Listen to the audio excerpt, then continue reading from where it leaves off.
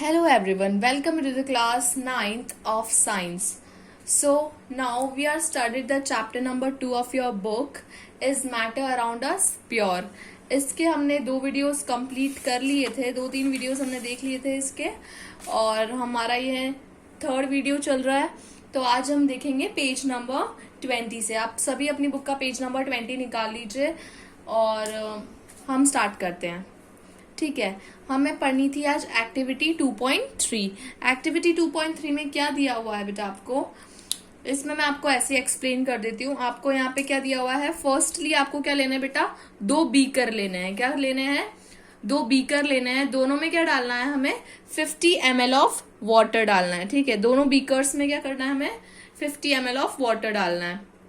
तो जो first beaker था, मतलब दोनों में सेपरेट सेपरेट, यानी कि जो 2 बीकर लेंगे, एक में 50 ml, दूसरे में भी 50 ml, सेपरेट सेपरेट।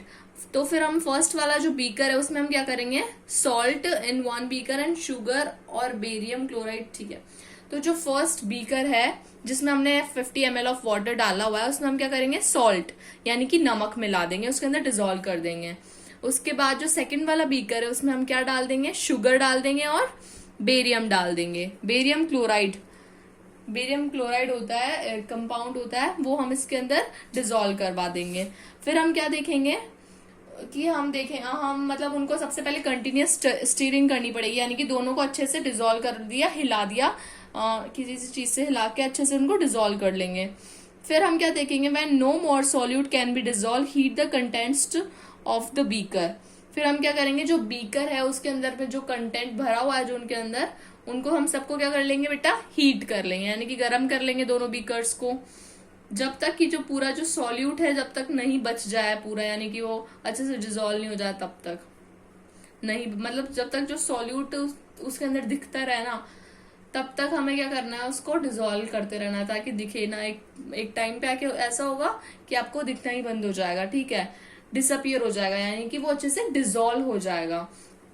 ठीक है, तब तक आपको उसको हीट करना है। Start adding the solute again. उसके बाद थोड़ा सा जो सॉल्यूट है, थोड़ा सा जो हमने उसके अंदर मिलाया है बीकर के अंदर, जो हमने सॉल्यूट मिलाया था, क्या था सॉल्यूट, एक तो शुगर था और एक बेरियम क्लोराइड था और एक क्या था, सॉल्ट। ठीक है, उसको हम क्या करेंगे, वापस से मिला देंगे। अब हम क्या देखेंगे, इसके ऑब्जर्वेशन में हमने क्या पता लगेगा, ये किस तरह का एक्सपेरिमेंट था। इसमें हमने क्या किया बेटा, 2 अलग अलग बीकर लेके अलग अलग कंपाउंड्स उनको मिला के डिजोल्व करवा दिया। अब यहाँ पे ये प्रॉपर्टी शो कर रहा है ये कि जो हम जब 2 अलग अलग कंपाउंड्स डिजोल्व करते हैं, जैसे कि यहाँ पे ऑब्जर्वेशन में भी लिखा हुआ है, we can observe that amount of salt, sugar and barium chloride can be dissolve in 50 ml of water is different.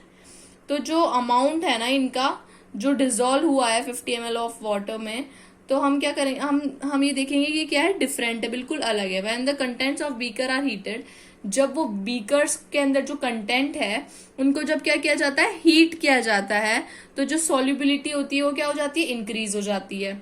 ठीक है, सॉल्युबिलिटी इंक्रीज हो जाती है। तो फिर क्या होता है, दिस एक्टिविटी शोज दैट, जो ये एक्टिविटी है वो क्या शो करती है कि जो डिफरेंट सब्सटेंसेस होते हैं उनकी प्रॉपर्टी भी क्या होती है, डिफरेंट होती है, यानी कि डिफरेंट सब्सटेंस की सॉल्युबिलिटी भी डिफरेंट होती है। यानी कि हमने दोनों बीकर में क्या मिला है, अलग अलग हमने क्या मिला दी, सब्सटेंस मिला है उनके अंदर, सेम नहीं थे, क्या थे, अलग अलग थे, डिफरेंट सब्सटेंसेस थे। तो उनकी सॉल्युबिलिटी भी क्या होगी, डिफरेंट होगी। यानी कि एक जो सब्सटेंस है, जरूरी नहीं वो जब दूसरा सब्सटेंस भी दोनों एक साथ ही सॉल्युबल हों। ठीक है, कभी किसी को ज्यादा टाइम लग जाता है, किसी को कम टाइम लग जाता है, तो इनकी जो सॉल्युबिलिटी होती है वो भी क्या होती है बेटा, डिफरेंट होती है। तो इस एक्टिविटी से हमें क्या मिलता है, ये देखने को मिलता है कि जो डिफरेंट सब्सटेंसेस होते हैं उनकी सॉल्युबिलिटी भी क्या होती है, डिफरेंट होती है। भले हम उनको एक ही टेम्परेचर पे हीट कर रहे हैं, ऐसा भी नहीं कि हमने टेम्परेचर चेंज कर दिया, हम उन दोनों बीकर को, उनमें जो हमने सब्सटेंसेस मिलाए हैं उनको एक ही टेम्परेचर पे हीट कर रहे हैं, लेकिन क्या हो रहा है, ऐसा हो रहा है कि एक सब्सटेंस पहले डिसॉल्व हो जा रहा है, दूसरा सब्सटेंस थोड़ा देर बाद हो रहा है। ठीक है, तो इससे क्या पता लगता है, जो डिफरेंट सब्सटेंसेस होते हैं उनकी सॉल्युबिलिटी भी क्या होती है, डिफरेंट होती है। तो there are many ways to describe the concentration of solution. तो ऐसे बहुत से तरीके हैं जिससे हम कंसंट्रेशन ऑफ सॉल्यूशन को डिस्क्राइब कर सकते हैं, डिफाइन कर सकते हैं। The simplest way to express the concentration of solution is in terms of by mass mass of volume and percentage of solution in solute. तो ये कुछ concentration के ऊपर कुछ terms हैं जो आज हम देखने वाले हैं इस चैप्टर में. तो सबसे इजी जो टर्म है, जो सिंपलेस्ट वे है कंसंट्रेशन को एक्सप्लेन करने का, वो क्या है? मास बाय मास परसेंटेज, जो आपका नेक्स्ट टॉपिक भी है, मास बाय मास परसेंटेज. ठीक है, तो अब हम पढ़ेंगे मास बाय मास परसेंटेज के बारे में. In this concentration of solution is expressed as mass of solute in grams present in 100 grams of the solution. तो इसमें क्या है, जो कंसंट्रेशन ऑफ सॉल्यूशन है हमने किस टर्म में एक्सप्रेस्ड किया हुआ है? मास ऑफ सॉल्यूट प्रेजेंट, जो हमारा जो सॉल्यूशन है उसके अंदर कितना मास ऑफ सॉल्यूट प्रेजेंट है, किस सॉल्यूशन के अंदर? Solute in gram present in 100 gram of solution. 100 gram of solution के अंदर जितना मास ऑफ सॉल्यूट प्रेजेंट है उससे हम क्या कैलकुलेट कर सकते हैं? Mass by mass percentage. या फिर किसी भी सॉल्यूशन की कंसंट्रेशन को हम क्या कर सकते हैं? कैलकुलेट कर सकते हैं. जैसे कि आप इसका फर्स्ट फॉर्मूला भी देख सकते हैं. क्या लिखा हुआ है आपको यहाँ पे? Mass of solute upon mass of solution into 100. ठीक है, ये किसका फॉर्मूला होता है? Concentration of solute in mass by mass percentage. हम क्या हम इसमें कैलकुलेट कर रहे हैं? कंसंट्रेशन ऑफ सॉल्यूट को हम यहाँ पे कैलकुलेट कर रहे हैं. आपको यहाँ पे बेटा एक एग्जाम्पल भी दिया हुआ है. इस एग्जाम्पल में क्या देख रखा है आपको? देखिएगा ध्यान से. 12 gram of glucose is dissolve in 200 gram of solution. तो यहाँ पे ग्लूकोज यानी कि क्या हो गया? 12 ग्राम है तो ये हो गया सॉल्यूट, और हमारा हम किस में डिजोल्व कर रहे हैं? 200 ग्राम ऑफ सॉल्यूशन में इसको डिजोल्व करते हैं. ये तो हो गया हमारा सॉल्यूशन. ठीक है, तो आपको ये क्लियर हो गया कि सॉल्यूट क्या है और सॉल्यूशन क्या है. तो बस हमें क्या करना है, जो ये ऊपर वाला फॉर्मूला है उसमें वैल्यूज पुट कर देनी है. तो हमारा सॉल्यूट क्या था? मास ऑफ सॉल्यूट दे रखा है हमें 12 अपॉन मास ऑफ सॉल्यूशन क्या दे रखा है हमें? 200 इनटू 100 करना है. कैलकुलेट कर लेंगे. ये तो कितना आ जाएगा हमारे पास? 6% निकल के आ जाएगा. तो ये आपके कुछ फॉर्मूलाज हैं, तो इन पे बहुत क्वेश्चंस बनते हैं. एक नंबर के आराम से क्वेश्चन बनते हैं. ठीक है, बड़े क्वेश्चंस भी बन जाते हैं. तो ये तो आपको क्या है, लर्न करने ही है. बहुत इजी है, बहुत सारे कॉमन टर्म्स हैं इसके अंदर, तो आपको बहुत इजी लर्न भी हो जाएंगे. जैसे यहाँ पे आपको एक नोट दिया हुआ है. पहले आपको एक और न्यूमेरिकल दिया हुआ है, वो भी हम देख लेते हैं. If 100 gram of sulfuric acid contains 98 grams of H2SO4 and the rest 2 gram are water and impurities. Hence, mass by mass percentage of sulfuric acid in solution. हमें क्या निकालना है बेटा? वही निकालनी, मास बाय मास परसेंटेज निकालनी है. इसका फॉर्मूला आपको पता ही है. अब यहाँ पे हमें बस ये सबसे पहले क्वेश्चन, ऐसे जब क्वेश्चंस आते हैं इनको देखते ही हमें क्या देखना होता है कि हमारा सॉल्यूट कौन सा है और हमारा सॉल्यूशन क्या है. सॉल्यूशन में हम डिसॉल्व करते हैं, तो यहाँ पे सॉल्यूट क्या है हमारा? H2SO4. कितने ग्राम है? 98 ग्राम H2SO4 है, तो ऑब्वियसली यही सॉल्यूट होगा. और 100 ग्राम्स क्या है हमारे पास? सॉल्यूशन है. तो हम इसको इसमें डिसॉल्व कर रहे हैं, तो 98 अपॉन 100 इंटू 100 बस. और हमारे पास क्या आंसर आ गया? 98. बस हमें क्या करना है बेटा, सिर्फ जो गिवन है सबसे पहले गिवन लिख लो कि आपको क्या क्या दिया हुआ है. ठीक है, क्वेश्चन में वो लिख लो. उसके बाद आप सबसे पहले वो लिखने के बाद फॉर्मूला लिख लो. ठीक है, फिर देखो आपको किस चीज की जरूरत है और क्या क्या आपके पास है. फिर फॉर्मूला को हम थोड़ा सा अरेंज करके कोई भी चीज अपन को निकालनी है वो इजीली हम निकाल सकते हैं. ठीक है, अब हम देखते हैं नोट. एक नोट दिया हुआ है आपको. It is to be noted that while expressing the concentration in terms of mass by mass percentage, both the mass of solute and that of solution must be expressed in same mass unit. तो यहाँ पे एक दे रखा है point ये है कि जब भी हम मास बाय मास की परसेंटेज में हम कंसंट्रेशन को एक्सप्रेस करते हैं, तो जो मास ऑफ सॉल्यूट होता है और जो सॉल्यूशन का मास होता है उनको हम हमेशा किस में, उनकी जो यूनिट्स होती हैं, जो मास यूनिट होती है वो हमेशा क्या होनी चाहिए? सेम होनी चाहिए. ये तो हम मैथ्स में भी देखते हैं. जैसे ये ग्राम है, ठीक है, जैसे ये 98 ग्राम दे रखा है और ये क्या दे रखा है बेटा आपको? 100 ग्राम दे रखा है. तो इनकी दोनों की जो ग्राम ग्राम ही होनी चाहिए. ऐसा नहीं है कि किलोग्राम में है और ये ग्राम में है. सबसे पहले हमें क्या करना पड़ता है, जो किसी भी चीज को हम कंपेयर कर रहे हैं या फिर एक साथ सॉल्व कर रहे हैं, तो उसको सेम यूनिट में लाना ही रहता है, वो तो हम मैथ्स में भी सीख लेते हैं। ठीक है, तो कोई भी न्यूमेरिकल करो उनकी यूनिट्स हमेशा क्या रखनी चाहिए, हमें सेम रखनी चाहिए। ठीक है, जैसे ग्राम है तो उसको ग्राम में ही लिखेंगे, अगर किलोग्राम और ग्राम दे रखा है या तो उसको ग्राम में चेंज कर लो या फिर किलोग्राम में चेंज कर लो। इसी तरह लीटर, मीटर, जितनी भी जो भी यूनिट्स आती हैं उनको हमेशा सेम यूनिट करके ही सॉल्व करना होता है न्यूमेरिकल्स। ठीक है, ये तो हो गई बहुत माइनर सी बात हो गई, ये तो आप सबको याद ही होगा, फिर भी मैंने एक बार बता दिया। नहीं तो बेटा क्या होता है, मार्क्स कट जाते हैं। आप तो पूरा सॉल्व करके आ जाओगे क्वेश्चन, आपको तो लगेगा हमने सही सॉल्व करा है, लेकिन वो क्या होता है, मार्क्स वहां पे कट जाते हैं, आपका पूरा न्यूमेरिकल ही गलत हो जाएगा, तो फिर आपको क्या मार्क्स ही नहीं मिलेंगे उस चीज के। तो ये छोटी छोटी चीजें बिल्कुल ध्यान रखनी होती है। अब हम आते हैं, नेक्स्ट टॉपिक है हमारा मास by volume percentage. Mass by volume percentage, अब इसमें क्या है, here the concentration is expressed in terms of mass of solute पर 100 units of the volume of solution. इसमें हम जो कंसंट्रेशन होता है उसको हम किस तरह से एक्सप्रेस करते हैं बेटा, इसमें जो सॉल्यूट होता है, मास ऑफ सॉल्यूट, और जो सॉल्यूशन होता है उसको हम किस में एक्सप्रेस करते हैं, वॉल्यूम में। ठीक है, मास बाय वॉल्यूम परसेंटेज, यानी कि जो सॉल्यूट होता है उसको तो उसका तो मास कैलकुलेट, मास रखते हैं, और जो सॉल्यूशन होता है उसका वॉल्यूम, तो इसको हम बोलते हैं मास बाय वॉल्यूम परसेंटेज। ठीक है, जैसे कि आप इसके फॉर्मूले में ही देख सकते हैं, concentration of solute in mass by volume. तो हमें कोई सा भी अगर हमें क्वेश्चन दे रखा है कि आप इसका मास बाय वॉल्यूम निकालें, तो आपको क्या करना पड़ेगा, ये वाला फॉर्मूला लगाना पड़ेगा। इस फॉर्मूले में क्या होता है, मास बाय वॉल्यूम, जैसे हर किसी के फॉर्मूले में जैसे मास बाय मास है, तो ऊपर भी मास होगा नीचे भी मास होगा, ऊपर हमेशा सॉल्यूट होगा नीचे हमेशा सॉल्यूशन होगा। ठीक है, आप एक बार सारे टॉपिक्स पढ़ लें, उसके बाद आपको अपने आप ही मतलब फॉर्मूलेज आपको लर्न करने की जरूरत ही नहीं पड़ेगी, क्योंकि कुछ करना ही नहीं है। जैसे हमें मास बाय वॉल्यूम निकालना है, तो ऊपर तो क्या रहेगा, मास रहेगा, नीचे क्या रहेगा, वॉल्यूम रहेगा। इसी तरह मास बाय मास है तो ऊपर भी मास नीचे भी मास। और एक चीज और, जो सॉल्यूट होता है वो हमेशा ऊपर ही की तरफ ही लिखते हैं, सॉल्यूशन को नीचे की तरफ ही लिखते हैं, और इनटू 100 तो हम सब में कर ही रहे हैं।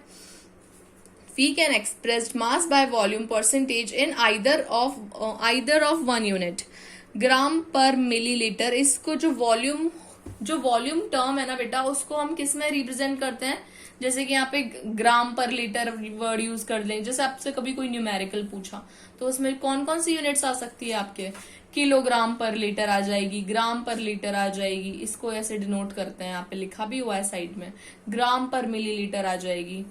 ठीक है, तो for example, if 20 gram of sugar is dissolve in 200 ml of solution, then mass by volume percentage of sugar in solution. तो आपको यहाँ पे एक क्वेश्चन गिवन दिया हुआ है। ठीक है, तो इसमें क्या बोला हुआ है बेटा आपको कि 20 ग्राम ऑफ शुगर, ग्राम यानी कि क्या है बेटा, मास है। ग्राम जो मास होता है उनको हमेशा ग्राम में, किलोग्राम में, इनमें हम क्या करते हैं, इनसे रिप्रेजेंट करते हैं। तो ये तो क्या हो गया, मास ऑफ द सॉल्यूट। 20 ग्राम तो क्या हो गया, mass of the solute is dissolve in 200 ml of solution, ml millilitre, ये क्या हो गई, वॉल्यूम। वॉल्यूम को हमेशा लीटर, मिलीलीटर इनसे रिप्रेजेंट करते हैं, तो ये क्या हो गया, वॉल्यूम ऑफ द सॉल्यूशन। तो हम इसको 200 को तो यहाँ पे लिख देंगे। अब 20 अपॉन 200 इंटू 100, तो 100 से तो 200 चला जाएगा। ठीक है, तो इस तरह से हम पूरा कैलकुलेट करेंगे तो हमारे पास कितनी परसेंट आ जाएगी, 10% हमारे पास इसका आंसर आ जाएगा। ठीक है, अब इसी तरह से हम क्या देखेंगे, वॉल्यूम बाय वॉल्यूम परसेंटेजेस। आपको यहाँ पे फॉर्मूला दिए हुए हैं, क्योंकि इन फॉर्मूला से ही आपकी क्या होगी, जो आगे के जो न्यूमेरिकल्स है इनको लर्न करोगे तभी जाके सॉल्व होंगे, और इनको लगाना सीखोगे कि जब इसमें हम ऐसे लगा सकते हैं न्यूमेरिकल्स में, तभी आपके न्यूमेरिकल्स बनेंगे, नहीं तो ऐसे नहीं बनेंगे। अब हम क्या करते हैं, वॉल्यूम बाय वॉल्यूम परसेंटेज को समझते हैं कि इसमें क्या दिया हुआ है। इसमें भी कुछ भी नहीं है, बस वॉल्यूम बाय वॉल्यूम में क्या डिफरेंस आ जाएगा बेटा, जो सॉल्यूट है वो भी वॉल्यूम में आ जाएगा, और जो सॉल्यूशन है उसमें वो भी क्या हो जाएगा, वॉल्यूम में आ जाएगा। यानी कि एक बार इसकी थ्योरी देख लेते हैं। Here the concentration is expressed in terms of volume. जब हम ये जो कंसंट्रेशन होती है उसको हम किस में एक्सप्रेस करते हैं, यहाँ पे वॉल्यूम की फॉर्म में एक्सप्रेस करते हैं, यानी कि वॉल्यूम ऑफ सॉल्यूट पर 100 units of volume of solution. ठीक है, तो volume of solute upon 100 units of 100 volume of solution. तो इसका फॉर्मूला तो आपको पता ही होगा, volume of solute upon volume of solution into 100। ये हो गया इसका फॉर्मूला। अब हमें यहाँ पे दे रखा है एक न्यूमेरिकल, इसको देख लेते हैं क्या है। जैसे कि एग्जाम्पल में कैसा दिया हुआ है आपको, if 30 ml of alcohol is present in 300 ml solution, यानी कि जो 30 ml है ये क्या हो गया, ये कम जो कम अमाउंट में होता है वो सॉल्यूट होता है। तो 30 ml क्या हो गया हमारे पास, वॉल्यूम ऑफ सॉल्यूट। यहाँ पे तो क्या है, दोनों ही चीजें किस में प्रेजेंट है, वॉल्यूम में प्रेजेंट है। तो जो कम है यहाँ पे ऑब्वियसली क्या दिख रहा है हमें, 30 ml क्या है, कम अमाउंट है तो ये सॉल्यूट हो जाएगा। और 300 क्या है यहाँ पे, 300 ml क्या है, ज्यादा अमाउंट है तो ये सॉल्यूशन हो जाएगा। तो हम यहाँ पे क्या लिखेंगे, सबसे पहले क्या होता है, वॉल्यूम ऑफ सॉल्यूट। तो 30 ml ऑफ एल्कोहल किस में डिसॉल्व कर रहे हैं हम, 300 ml ऑफ सॉल्यूशन में इनटू 100। तो सीधा सा आंसर आ जाएगा इसका तो 10। ठीक है, तो ये हो गया आपका वॉल्यूम बाय वॉल्यूम परसेंटेजेस। ठीक है, यहां तक आपको समझ में आ गया होगा। इसके बाद क्या दिया हुआ है आपको, देखिए कंसंट्रेशन इन पार्ट्स पर मिलियन, पीपीएम। ये एक टर्म होती है, पार्ट्स पर मिलियन को हम पीपीएम भी कहते हैं। देखिए इसमें क्या दिया हुआ है आपको, when a solute is present in a very small quantity then this system of expressing concentration is used। जब जो सॉल्यूट होता है ना, सॉल्यूट वैसे ही बहुत कम क्वांटिटी में प्रेजेंट होता है, लेकिन जब और भी ज्यादा कम क्वांटिटी में सॉल्यूट प्रेजेंट होता है तो उसके लिए हम किस टर्म का यूज करते हैं यहाँ पे, then this system of expressing concentration is use. जो ये सिस्टम दिया हुआ आपको पीपीएम, पार्ट्स पर मिलियन, इसको हम यूज करते हैं। ठीक है, ये तो मैंने आपको पहले ही बताया हुआ है कि जो सॉल्यूट होता है उसका अमाउंट कम होता है सॉल्यूशन के कंपेयर में, लेकिन जो बहुत ही कम हो जाता है, जैसे सॉल्यूट है वो बहुत ही कम है, तो उसको हम किस में एक्सप्रेस करेंगे, पीपीएम में। In this system the concentration is expressed in terms of parts पर मिलियन। वही बात है, concentration of solute in parts पर मिलियन ऑफ द सॉल्यूशन को हम कैसे कैलकुलेट करते हैं, यहाँ पे आपको एक फॉर्मूला गिवन है, यहाँ पे लिखा हुआ है मास ऑफ। इस फॉर्मूले को लर्न करना है पहले तो। ये एक बात और, जितने भी हमने अभी तक फॉर्मूला पढ़े हैं इनको पूरे को आपको क्या नोट करना है आपकी कॉपीज में।